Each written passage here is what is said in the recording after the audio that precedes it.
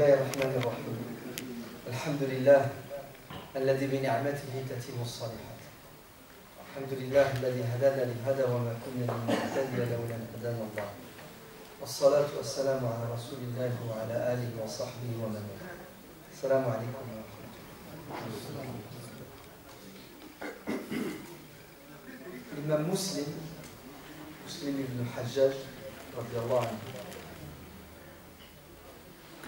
celui qui a écrit le fameux Sahih, l'authentique, contemporain de l'imam al-Bukhari, son élève, rapporte un hadith qui remonte jusque Saïd ibn Jubayr.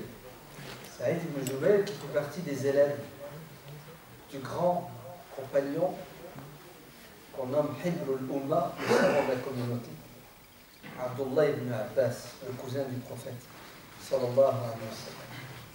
Saïd ibn Jubayr, qui est le meilleur élève, le grand élève d'Abdullah ibn Abbas, qui d'ailleurs va tomber martyr. Saïd ibn Jubayr s'est soulevé contre la tyrannie, la dictature du gouverneur de l'Irak et de la région.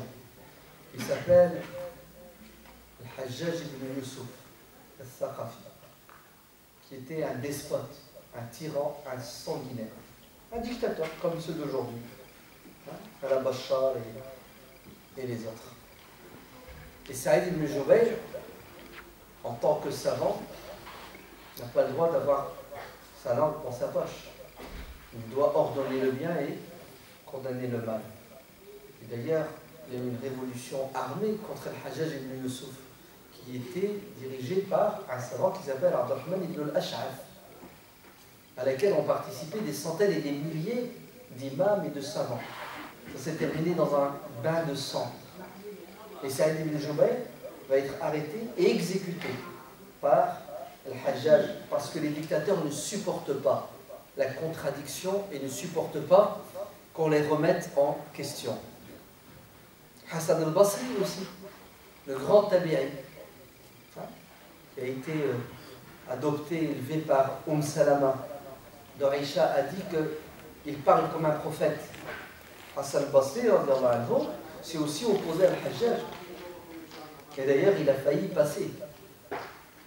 Bref, tout ça juste pour que vous sachiez qui est Saïd ibn Jubayr. C'est pas n'importe qui, c'est une sommité. Quelqu'un qui s'est sacrifié pour le haqq, pour la vérité. Saïd ibn Jubayr dit que non, le hadith rapporté par Saïd ibn Jubayr, c'est l'autre que je vais raconter après. Ouais. Donc je reviens un peu en arrière, parce que là je ne sais plus si c'est Saïd ibn Jubayr, mais en tout cas les deux sont dans le Sahih de l'imam Muslim. Le hadith dit ceci. Un jour, Abdullah ibn Abbas anhu, a pris la parole dans une mosquée pour dispenser son savoir juste après la prière de l'Asr. Il avait tellement de choses à dire et ce qu'il disait était tellement extraordinaire et magnifique que son discours a duré jusqu'au Maghrib. À l'heure du Maghrib, Abdullah ibn Abbas n'a pas fini. Il y a encore des choses à dire. Et qu'est-ce qu'il fait? Il continue à discourir, à parler. Et le temps passe. Donc le Maghrib, il est à quelle heure? À 22h. 22h30, Abdullah ibn Abbas continue à parler. 22h45, il continue à parler. 23h, il continue à parler. N'est-ce pas? Vous comprenez? Et là, un des fidèles de la mosquée va le couper et prendre la parole, sans même lui demander la permission, ce qui est impoli, ça ne se fait pas. Un cheikh, un savant qui parle, la moindre des choses, c'est tu veux lui poser une question, tu veux l'interrompre, tu lèves la main, tu lui demandes la permission. Non, cet homme, apparemment en colère, choqué par le fait que Abdullah ibn Abbas ne se soit pas arrêté à l'heure, plutôt au début de l'heure du Maghrib. Il a continué son dars alors que le Maghrib vient de commencer. Qu'est-ce qu'il fait? Il prend la parole et il crie dans la mosquée As-salat, as-salat. Oh, c'est la prière. D'accord? Version, riwaya du hadith As-salat, zaharat al-nujum. Oh, c'est la prière, c'est l'heure de l'Aïcha. Les étoiles commencent à apparaître. C'est ce que ça veut dire? Ça veut dire, Ya Abdallah, ô cousin du prophète, ô le plus grand savant de la communauté, spécialiste du Coran, spécialiste du tafsir du Coran, parce que le prophète lui a fait une invocation. Tu vas t'arrêter de parler, parce que c'est l'heure du Maghrib, voire l'heure du Maghrib est passée, pour qu'on puisse faire la prière. Qu'est-ce que vous pensez de cette réaction? Est-ce qu'elle est bien? Est-ce qu'elle n'est pas bien? Est-ce que cet homme a bien fait ou non? La réponse, elle vient d'Abdullah ibn Abbas, qui va lui dire, tais-toi, la malak. C'est une petite insulte, d'accord? Et il y a de quoi? Parce que parfois, les musulmans te poussent à péter les plombs, hein. Mettre la pression et on dirait, subhanallah, qu'ils ont besoin, d'accord? Donc il lui envoie un petit scud, tais-toi, la malak, atu'allimuni as-salat. Tu veux m'apprendre, tu vas m'enseigner la prière, quand il faut la faire, le début de son heure, la fin de son heure. Riwaya, version du hadith, atu'allimuni as-sunnah. Allez, tu veux m'enseigner, m'apprendre comment le prophète sallallahu alayhi wa sallam faisait la prière et quand il la faisait? Mais tu es mal placé. Pourquoi? Parce que toi, tu n'es pas un compagnon, tu n'as pas connu, tu n'as pas vécu avec le prophète, tu n'as même pas été son élève. Tu sais à qui tu parles? Bien sûr que tu le sais. Mais tu manques de politesse, tu manques de respect, mais surtout tu manques d'intelligence. Parce que ta réaction là et ton commentaire signifie que je ne sais pas. Et quand même, moi, le savant de la communauté, ton ami Abbas ne le dit pas, ouais. Mais c'est ce qu'il faut comprendre. Oh, tu sais qui je suis? Et une question évidente pour moi, quand la prière commençait et quand s'arrêtait, tu me la soumets, tu me la poses, tu veux me donner des leçons? Ben, moi je vais t'enseigner. Sache que l'homme qui est en train de te parler a prié derrière le prophète, sallallahu alayhi wa sallam, à Médine, 8 rak'a et 7 rak'a. 8 rak'a, Dohr et l'Asr, ensemble. Ce qui a séparé Dohr de l'Asr, c'est salam alaikum, salam alaikum. Et il s'est mis debout, il a fait l'Asr. À quelle heure? Ben, l'heure de Dohr et de l'Asr. Et l'heure de Dohr et de l'Asr, c'est à partir du zénith jusqu'au coucher du soleil. Et 7 rak'a, c'est-à-dire 3 du Maghrib et 4 de l'Aïcha. Au choix, soit il a fait le Maghrib et il a fait l'Aïcha avec, ou soit il a laissé le Maghrib jusque l'heure du, comme je suis en train de faire. Ok? Et pourquoi est-ce qu'Abdullah ibn Abbas se permet de retarder le Maghrib? Un, parce que le prophète l'a fait, sallallahu alayhi wa sallam. Secondo, parce qu'il est en train de donner cours et il pense et il estime que ce qu'il est en train de dire c'est important. Il faut absolument qu'il termine son cours, quitte à retarder l'heure du Maghrib, sans pour autant que l'heure du Maghrib ne passe, puisque tant que tu as fait le Maghrib avant l'Aïcha, tu l'as fait à l'heure, et on a une dérogation qui nous permet, qui nous autorise de faire le Maghrib avec l'Aïcha, puisque le prophète a fait le Maghrib avec l'Aïcha sans aucune raison connue et apparente, puisque dans le même Sahih Muslim, hadith suivant, Saïd ibn Jubayr dit qu'Abdullah ibn Abbas anhu, un jour il a parlé et il a dit que le prophète sallallahu alayhi wa sallam a regroupé Dohr avec l'Asr, le Maghrib avec l'Aïcha, alors qu'il n'était pas en voyage, alors qu'il n'était pas malade, alors qu'il n'y avait pas d'intempéries. Saïd ibn Jubayr, questionne son maître, Abdullah ibn Abbas. Pourquoi le prophète a-t-il regroupé les prières alors qu'il nous a toujours enseigné qu'il est possible et autorisé de regrouper les prières quand on est en voyage, quand on est malade, quand il y a des intempéries. Mais là, apparemment, tu nous dis qu'il les a regroupés sans une de ces raisons. C'est parce qu'il y a une nouvelle raison que tu ne savais pas, mon cher élève, ouais, et je vais te l'enseigner. Le prophète a regroupé Dhuhr et l'Asr, Maghrib et Aïcha. Vous savez pourquoi? Pour que sa communauté ne connaisse pas la gêne, al-haraj. C'est-à-dire, le prophète a fait cela en prévision de quoi? En prévision de moments, de situations durant lesquelles les musulmans devront regrouper le Maghrib avec l'Aïcha ou le Dhuhr avec l'Asr, parce que s'ils ne les regroupent pas, ils vont être dans la difficulté. Et le propre de cette religion, c'est que les musulmans, les pratiquants, ne connaissent pas la difficulté dans leur pratique. Puisque un des principes fondamentaux de l'islam, qui fait d'ailleurs la grande différence entre l'islam sous sa forme mohammadienne et l'islam sous sa forme mosaïque, c'est que l'islam est venu lever la gêne. Et le verset revient à plusieurs reprises dans le Coran. Ce n'est pas une seule fois. Dieu insiste. Et il nous dit, attention, le but et l'objectif de cette religion, c'est de vous faciliter la vie et la pratique. Ce n'est pas de vous rendre la religion insupportable, un fardeau, impossible à quoi? À assumer. Je suis venu me distinguer de la charia, la voie de Moussa, qui, elle, était un fardeau pour les enfants d'Israël parce qu'ils le méritaient. Vous entendez? Quant à vous, la communauté du dernier des prophètes, Mohammed sallallahu alayhi wa sallam, vous allez devoir pratiquer une religion qui est pleine d'amour, de miséricorde, de souplesse, de facilité.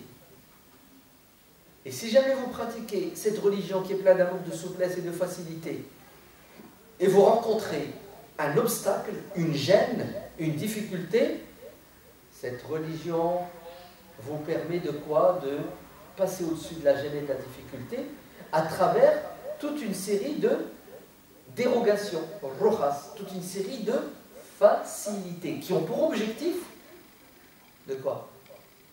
De vous sortir de la gêne et de la galère. Vous avez compris le message? Franchement, vous ne trouvez pas que c'est beau? Vous ne trouvez pas que c'est super? Parce que Dieu n'a que faire de notre souffrance. Dieu ne veut pas que l'on souffre. Dieu ne veut pas que la religion soit un carcan. L'aghlal. Yarda'u anhum. Eh oui. Une des spécificités du message et de la personnalité du prophète alayhi salam, c'est quoi? C'est yuhilu lahum at-tayyibat wa yuharrimu alayhim al-khaba'ith. Cette religion elle est venue pour rendre licite tout ce qui est bon et utile. Elle est venue rendre illicite tout ce qui est mauvais et dangereux et inutile. Mais ça ne s'arrête pas là. Vous savez quoi? Elle est venue nous alléger. Nous alléger. Nous faciliter la pratique de la religion et la vie en société.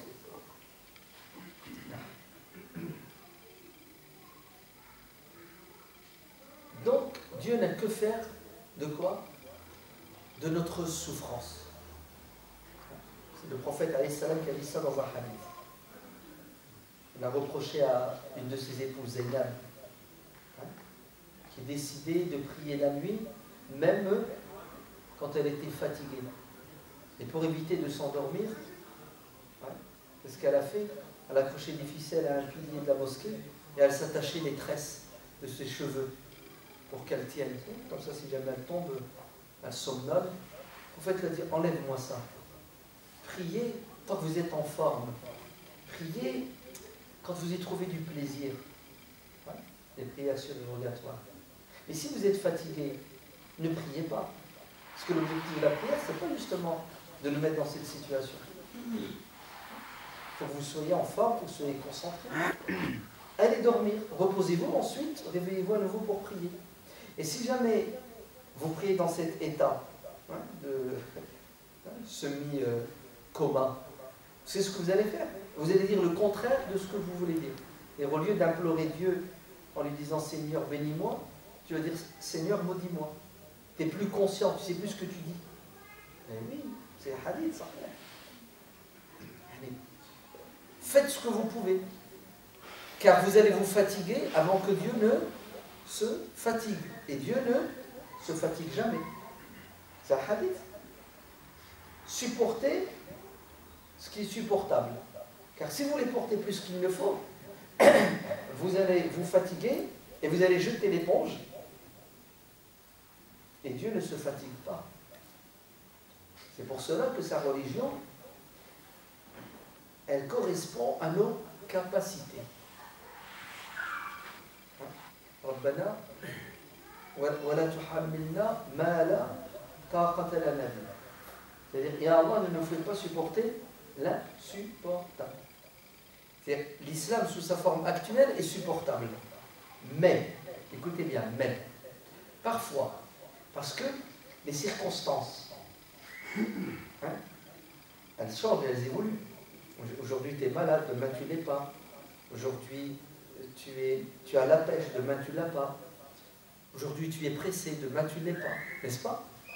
Parce que parfois tu es dans des circonstances ou dans un milieu qui n'est pas le milieu dans lequel tu as l'habitude de te mouvoir, alors, à ce moment-là, la religion, elle devient un fardeau. C'est pour cela qu'à ce moment-là, hop, il y a un joker. Par exemple, quand tu es malade, c'est pas comme quand tu es en bonne santé. Quand tu es jeune, c'est pas comme lorsque tu es âgé. Aïcha, qu'est-ce qu'elle a dit? Elle a dit le prophète, vers la fin de sa vie, il priait comment? Assis. Lorsqu'il a pris du poids, il priait assis. C'est pas la même chose. Quand tu as 20 ans, c'est pas comme quand tu as 60 ans. Et le prophète Aïssa a dit, priez debout, et si vous n'y arrivez pas, priez assis. Et si vous n'y arrivez pas, priez allongé. Et même les prières surérogatoires, tu les pries assis si tu as envie. Tu auras la moitié de la récompense si tu es en pleine forme et que tu ne veux pas prier debout. Vous avez vu, le prophète a toujours le souci de nous faciliter les choses. Et surtout de ne pas les rendre compliquées. Parce que quand c'est dur, c'est compliqué, tu fais les choses à contre-cœur à un moment donné. Tu ne les fais plus avec plaisir. Il y a une limite. Stop, j'arrête. Là, c'est plus de la religion, c'est de la punition. Et tu trouveras toujours un texte pour te dire la dérogation, la facilité. Et si tu ne trouves pas un texte particulier, il y a l'esprit général de l'islam. Je veux que la religion soit facilitée aux gens. C'est clair? Vous avez compris? Très bien. Ça donne quoi en pratique? Concrètement, ça donne quoi en l'an 2013? Qu'est-ce que ça donne? C'est ce que ça donne? On galère. On galère. C'est à cause de quoi? À cause des horaires de prière. Et en particulier à cause de l'heure de l'Aïcha et de l'Fajr. On va être sincère, on ne va pas faire du cinéma. Lever la main, oh, je suis en pleine forme, je fais l'Aïcha à son heure, le Fajr à son heure, et tout va bien. Tiens, c'est bien, pas de cinéma. Tout le monde est d'accord. Est-ce que nous sommes des êtres humains, oui ou non? On a des limites? Non. Nous sommes des êtres humains faibles. Hein? Ya Abdallah, écoute mes conseils. Ton zèle, il ne va pas durer. C'est Abdallah ibn Amr ibn al-As. Quand il était jeune, il y avait la pêche, il voulait rouler à 250 à l'heure. Vous faites lui dire attention, il y a des radars, fais gaffe. Aujourd'hui, tu as 20 ans. Tu vas vivre longtemps. Ouais. Et quand tu vivras longtemps, tu ne pourras plus rouler à 250. Parce que tu vas te payer des PV tous les jours. Vous savez, quand il a pris de l'âge, Abdullah, c'est ce qu'il a dit. J'aurais dû écouter les conseils du prophète. Parce que maintenant, j'ai plus 20 ans. Parce qu'il avait pris la décision de jeûner un jour sur deux, de lire le Coran en entier une fois tous les 3 jours. Et comment il te l'a dit, toi? Il vaut mieux faire peu qui dure dans le temps que faire beaucoup et tu lâches prise après un certain temps, ou si tu es comme Abdullah ibn Omar, tu vas jusqu'au bout de ta parole, quitte à ce que ça te coûte cher, ben tu vas te mordre les doigts. Et Abdullah ibn Omar s'est mordu les doigts. Regardez l'honnêteté, la sincérité. Il n'a pas fait le malin, il a dit ouais, t'as vu. Non. Et d'ailleurs, il ne peut pas faire. Il ne peut pas dire. Le prophète lui a dit tu vas vivre longtemps et tu verras que ce sera la galère. Il a dit il a raison. C'est magnifique quand même. Il faut reconnaître. Et ce n'est pas un péché de reconnaître notre faiblesse. De dire je ne peux pas, je n'y arrive pas. Et alors, subhanallah, c'est humain. Et on galère. On galère. Résister, attendre l'heure de l'Aïcha, et ensuite se réveiller le matin pour faire le Fajr.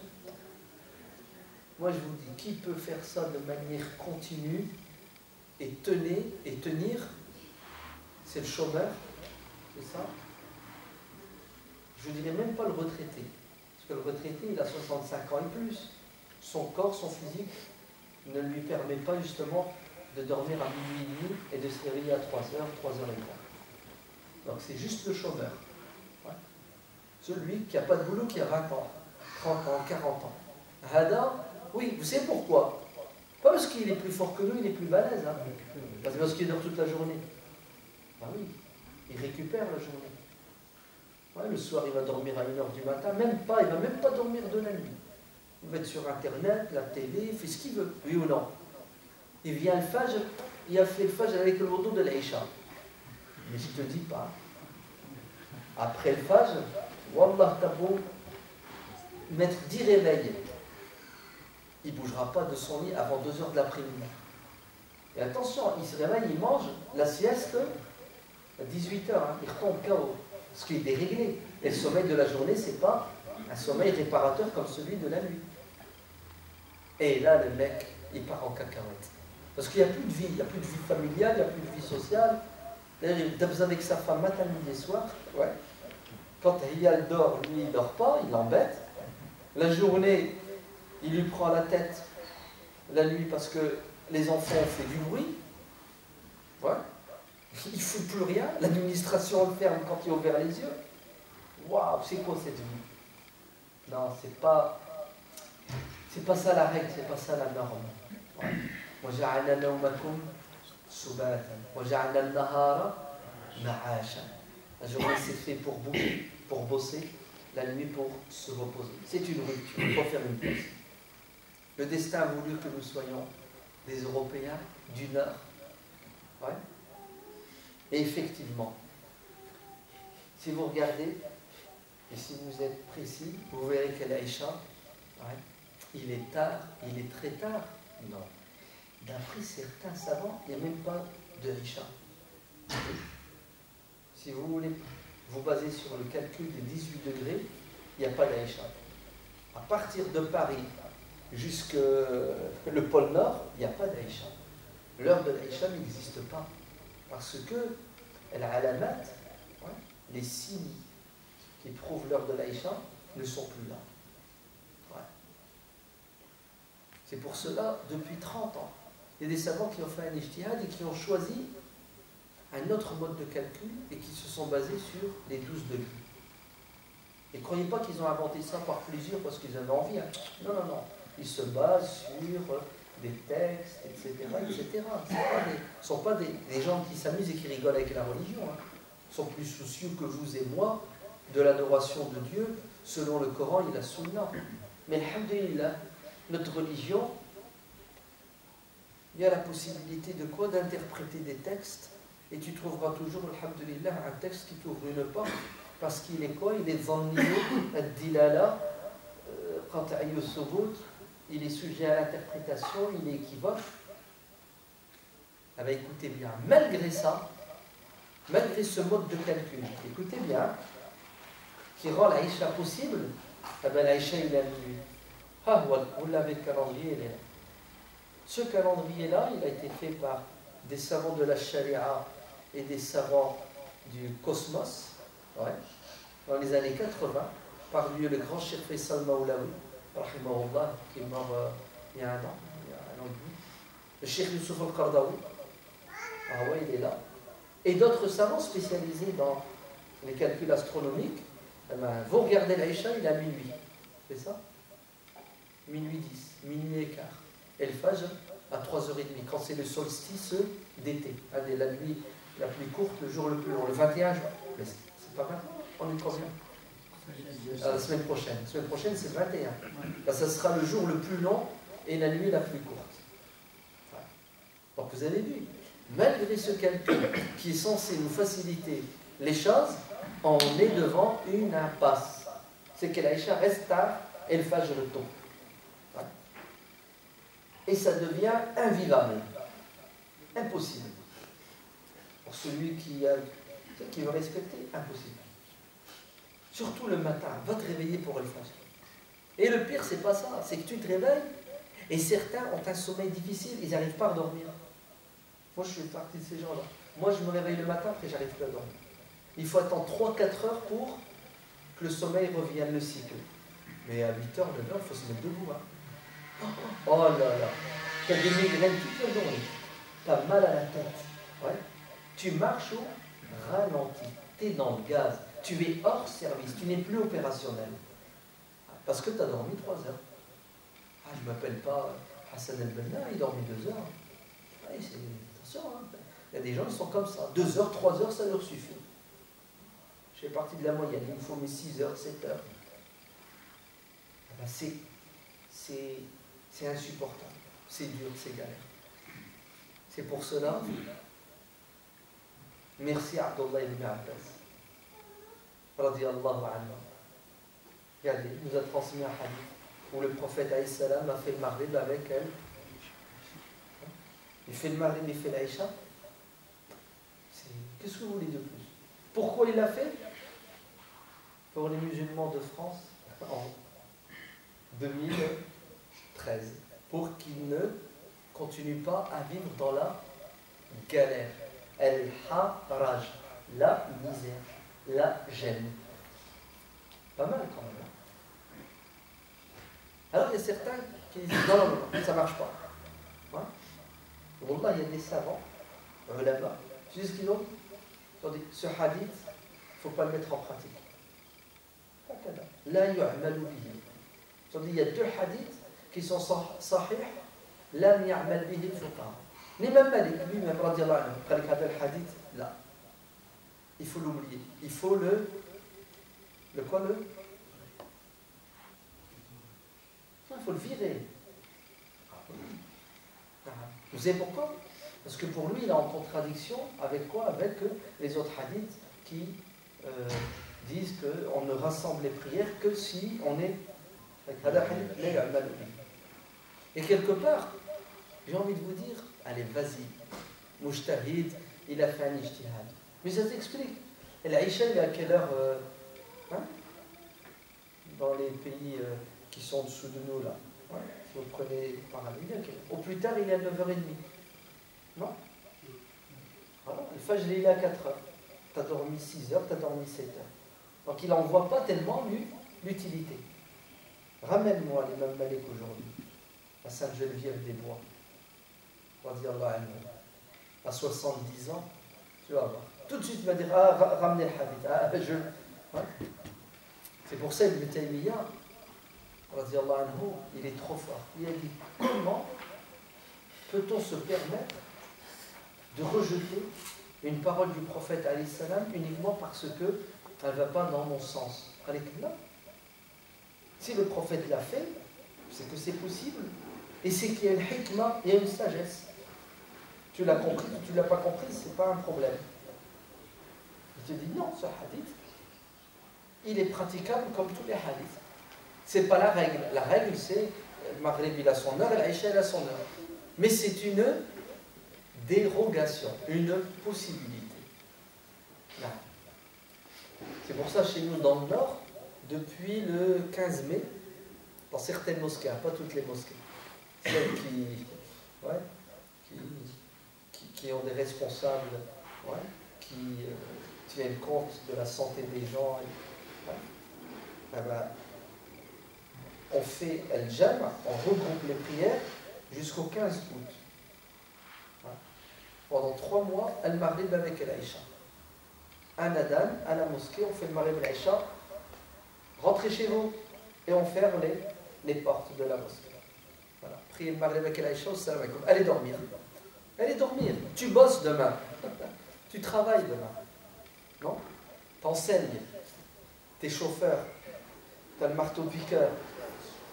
L'année dernière, j'ai fait une conférence dans une mosquée, à Grigny, dans ce chapiteau là. Ouais. Et je parlais comme ça. Je disais, regardez, subhanallah, l'Aïcha, elle fait à quelle heure? Et la cerise sur le gâteau, c'est Ramadan. Ouais. Et l'Aïcha, plus quoi? At-Tarawih. Waouh!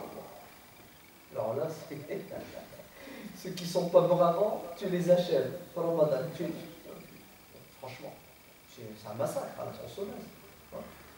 L'Aïcha, tu commences à minuit moins quart. Ouais, c'est ça. Tarawih. La Doha, 1h30, c'est ça? 1 heure? 2 heures. Tu rentres chez toi, tu as à peine mis deux tasses de café dans le truc, il faut revenir pour Al-Fajr. Et moi, je parlais comme ça, il disait, c'est criminel pour ceux qui, le matin, doivent prendre le train à 5 heures pour remonter jusque Paris, 1h30 de train, pour aller dans les travaux publics, poser du goudron. Et il y a un frère, un Sénégalais qui était là, il n'a pas pu se retenir. Il m'a dit, c'est vrai, il criait dans la mosquée, parce que, il m'a dit, il nous tue, il nous tue. On est mort déjà, on a jeûné, il fait chaud, on a travaillé comme des malades. On vient à la mosquée, on veut, et il nous achève. Il dit, j'en peux plus. Il y a un autre frère, vous savez ce qu'il m'a dit, il était bien dans la mosquée là-bas où je suis. Il m'a dit, j'ai failli faire un accident. Tellement je suis fatigué, je m'endors en conduisant. Voilà. Vous vous rendez compte, il est capable de se tuer? Non, de tuer les autres qui sont avec lui. Non, de tuer les autres qui sont en face. Tout ça pourquoi? Parce que soit on ignore la religion, et quand on la connaît, et quand on connaît la vie, on a peur de le mettre en pratique. Parce qu'on n'a pas l'habitude. Et l'être humain, il est ennemi de ce qu'il n'a pas l'habitude de faire ou ce qu'il ne connaît pas. C'est ça? Adouma. Allez. Ou troisièmement, on a peur de la réaction des gens. Ouais. Et on a surtout peur de la réaction du premier rang. Dans les mosquées, vous avez un lobby. Ouais. C'est une dizaine, une quinzaine de vieux qui sont assidus, Allah Ibal, qui ont construit la mosquée, qui ont participé à la construction de la mosquée. Ouais. C'est les... Oh là là, attention, si jamais tu fais quelque chose qu'ils ne connaissent pas, qu'ils n'ont pas l'habitude de faire. Ils te retournent la mosquée, ils te la retournent. Ouais. Ah ben, ils ont du piston, ils connaissent les gens, ils te la retournent la mosquée. Si bien qu'ils font la loi. Et l'imam Skin, il ne peut plus rien dire. Il ne peut plus. Allez, moi, je l'ai dit à l'islam, je dis subhanallah, comment vous faites? Que veux-tu dire? Si on dit ça, ils vont... C'est super. L'ignorant, maintenant, donne des leçons à qui? À celui qui sait. C'est grave, quand même. L'ignorant va me dicter ma conduite. Waouh! Comme une fois, mon fils, il dirige la prière, il y a un mec qui lui a dit, pourquoi tu pries alors que tu n'as pas mis quelque chose sur ta tête? Surtout, on lui dit, ouais, ça fait partie des conditions pour que la prière soit... Allez, non, il faut se couvrir la tête. Allez, agir. Allez, un tel jahil, tu veux me donner des leçons à moi, qui ai passé des années à étudier le fiqh. Et fiqh as-salat, c'est juste après fiqh tahara. C'est grave. Vous entendez que des gens donnent des leçons à ceux qui sont devant, c'est-à-dire l'imam, celui qui sait. C'est terrible, hein, c'est une catastrophe. Si ça continue comme ça, la Oumma rentre dans un mur. Non, c'est l'imam qui dicte la conduite. T'es content, t'es pas content, c'est pas le problème. T'es qui d'abord pour parler? Scout, tu sais pas, c'est moi qui sais. Toi, tu sais pas, t'es quoi? Vas-y, prends ma place, tfadal. Tu vas me dicter, tu vas me dire ce que je dois dire. Subhanallah. Donc, faites très attention. Ouais. On va faire fuir des gens. Oui. Mais ayez toujours à l'esprit le hadith de Mu'adh ibn Jabal. Vous vous souvenez de Mu'adh ibn Jabal? Il a fait l'imam, sombre le matin, il est resté longtemps dans la prière. Le compagnon derrière, Abdullah ibn Hiram, il est pressé, il y a un boulot, il va rater son train. C'est ce qu'il a fait, il a arrêté la prière, il est parti dans son coin, il a fait son sombre qui correspond à son rythme, qui correspond à son train de vie, et il est parti au boulot. Quand Mu'adh, on lui a dit, il y en a un qui s'est barré dans la prière, parce que tu es resté trop longtemps, il est vite parti porter plainte contre lui auprès du prophète alayhi salam. Adam Munafir, c'est un hypocrite. Comment ça? Il arrête la prière, secondo, il fait une prière écourtée pour aller travailler. Allah, il préfère la dunya à l'akhirah. Et le destin a voulu que les deux se retrouvent au tribunal chez le prophète alayhi salam. Et le prophète, il a donné raison à qui? À Abdullah ibn Hiram. Et il a condamné Mu'adh en lui disant, tu es un fattan, ya Mu'adh. Et tu es quelqu'un qui met les gens dans la... C'est-à-dire, tu le troubles, tu troubles les gens. Hein? La fitna, c'est, tu me fais mal, tu me déstabilises, tu me troubles, tu me prends la tête. Voilà. Ya Mu'adh, c'est quelqu'un qui prend la tête aux gens. Puisque dans sa prière, il a fait quoi? Attends, oh, tu pries plus, hein? Qu'est-ce que tu fais? Ya Mu'adh, tu sais quand tu fais l'imam, tu ne dois pas prier à ton allure, en fonction de... Tu es en pleine forme, ton imam il est au top. Non, tu dois prier par rapport à qui? Au plus faible, au malade. Hadith il dit Zal Haja. Zal Haja. C'est ce qu'il dit dans le hadith. Les gens ils ont des occupations. Le mec demain il travaille. Oui ou non? Il travaille demain. Il doit prendre le train à 6 heures. Et il est 1h du matin, il est 1h30, tu le retiens. Lâche-le, prie par rapport à lui, ne prie pas par rapport à toi. Toi, tu as envie de prier pendant 2 heures, il n'y a pas de problème, tu sais ce que tu fais. Rentre chez toi, prie 4 heures. Non. On ne doit pas... Allez, celui qui doit mener la danse, ouais, c'est qui? C'est le plus faible. C'est le malade. C'est le vieux. C'est celui qui est pressé. C'est ça notre religion.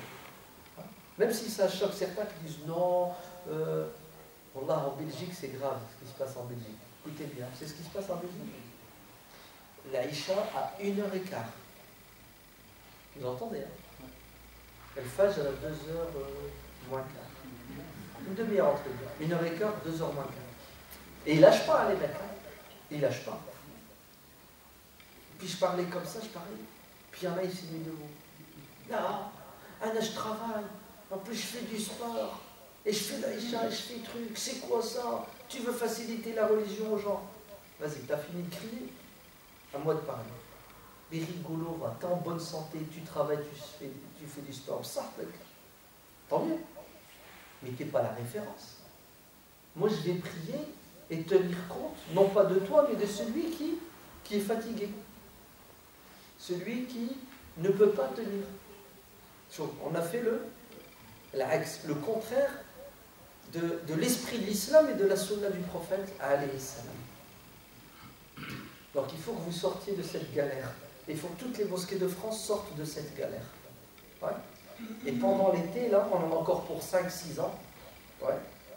Il faut appliquer la sunna du prophète alayhi salam. Non, il faut appliquer le Coran avant la sunna. Alors, le Coran qui nous dit wa ma ja'ala alaykum fi d-din min. Dieu ne veut pas que vous galériez. Ah oui, bien Allah, je galère, je fais quoi? Viens. Le prophète alayhi salam, il t'a dit, fais le maghrib avec l'Aïcha. Voilà. Allahu Akbar, le maghrib, on se met debout, on fait l'Aïcha, salam alaikum. Une fois j'avais dit ça, puis il y en a qui dit non, moi je vais faire l'Aïcha alors. Je lui dis tu es libre de le faire, mais tu ne prendras pas en otage la mosquée. Ni le pauvre imam, c'est un être humain, lui aussi il faut qu'il dorme. Et troisièmement, je ne comprends pas comment vous osez vous opposer au prophète alayhi salam. Il y a que c'est le prophète qui l'a fait, qui l'a dit. Pourquoi tu t'opposes?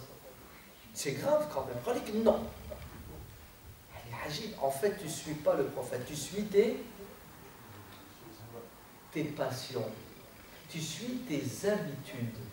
Voilà. C'est terrible. Moi qui vous parle, il y a 30 ans, je ne connaissais pas le hadith d'Abdullah ibn Abbas, etc. Ah ben, j'étais ponctuel. Il est à 14h, 14h. Vous entendez? Le Fajr, il est à 7h15, je vais le faire à 7h15.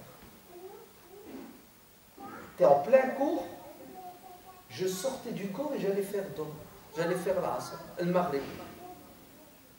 Je suis dans le bus, et je descends du bus et je fais la prière. Parce que, voilà, c'est le jahl. Le jahl est la volonté de faire les choses de manière, voilà, ça. C'est la preuve que tu n'as pas compris le sens de l'islam et tu ne connais pas. Tu crois connaître, mais voilà, tu ne connais rien du tout. Viens, je vais t'expliquer. Le prophète alayhi salam, il regroupait ses prières. Ouais. Le prophète alayhi salam, il repoussait le Maghrib. Yallah, pour lui dire, on va faire comment pour Ramadan? Il y en a, vous savez, qu'est-ce qu'ils ont trouvé comme solution? Étant entre le Maghrib et l'Aïcha, il n'y a qu'une heure. Ils l'ont inventé. Ils l'ont inventé. Égypte. Une heure. Moi, non, il y a 15 minutes. L'autre, 1h20. L'autre, c'est quoi? C'est à la carte. C'est en fonction des goûts, des couleurs, des envies. Ça ne marche pas comme ça. Allez, donnez. On va voir. Ah, le calendrier te dit c'est ça. C'est ça. Maintenant, tu as une galère, tu as un problème. On va lui apporter une solution fondée, basée. La solution, c'est quoi? C'est que je meurs. Tu n'attends même pas 1 heure, ni 1h30, ni 2h moins quart. Je meurs. Allez, tu as peur de... Pourquoi tu as peur de jamais? Il n'y a qu'Abdullah ibn Abbas l'a fait. Il n'y a que les Sahaba l'ont fait. Il n'y a que le prophète alayhi salam. Pourquoi tu as peur? C'est quoi le projet?